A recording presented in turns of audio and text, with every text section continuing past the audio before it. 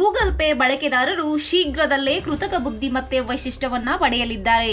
ಈ ಧ್ವನಿ ವೈಶಿಷ್ಟ್ಯವನ್ನ ಪರಿಚಯಿಸಿದ ನಂತರ ಓದಲು ಮತ್ತು ಬರೆಯಲು ಬಾರದ ಜನರು ಸಹ ಯುಪಿಐ ಬಳಸಲು ಸಾಧ್ಯವಾಗುತ್ತದೆ.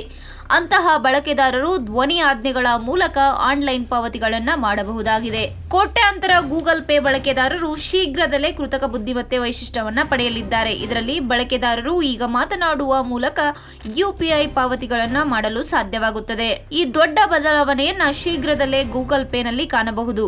ಈ ವೈಶಿಷ್ಟ್ಯ ಬಂದ ನಂತರ ಅಪ್ಲಿಕೇಶನ್ ಮೂಲಕ ಡಿಜಿಟಲ್ ಪಾವತಿಗಳನ್ನು ಮಾಡುವುದು ತುಂಬಾ ಸುಲಭವಾಗುತ್ತದೆ ಎಂದು ಭಾರತದಲ್ಲಿ ಗೂಗಲ್ ಪೇನ ಮುಖ್ಯಸ್ಥರು ಹೇಳಿದ್ದಾರೆ.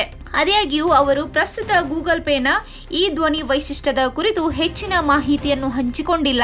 ಯುಪಿಐ ಮೂಲಕ ಪಾವತಿ ಮಾಡುವವರಿಗೆ ಗೂಗಲ್ ಪೇನ ಈ ವೈಶಿಷ್ಟ್ಯವು ಒಂದು ಪ್ರಮುಖ ಬದಲಾವಣೆ ತರಬಹುದು.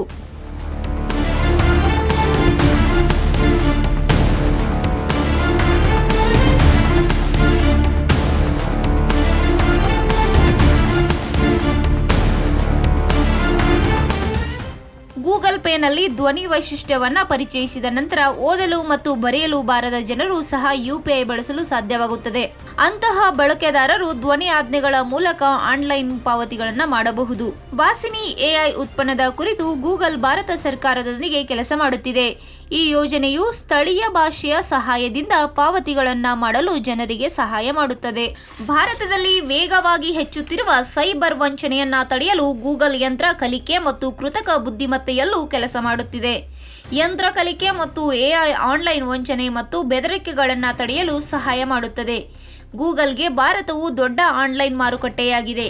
ಇದಕ್ಕಾಗಿಯೇ ಅಮೆರಿಕದ ತಂತ್ರಜ್ಞಾನ ಕಂಪನಿಯು ಭಾರತದಲ್ಲಿ ನಾವೀನ್ಯತೆಯನ್ನ ನಿರಂತರವಾಗಿ ಹೂಡಿಕೆ ಮಾಡಲು ಸಿದ್ಧವಾಗಿದೆ.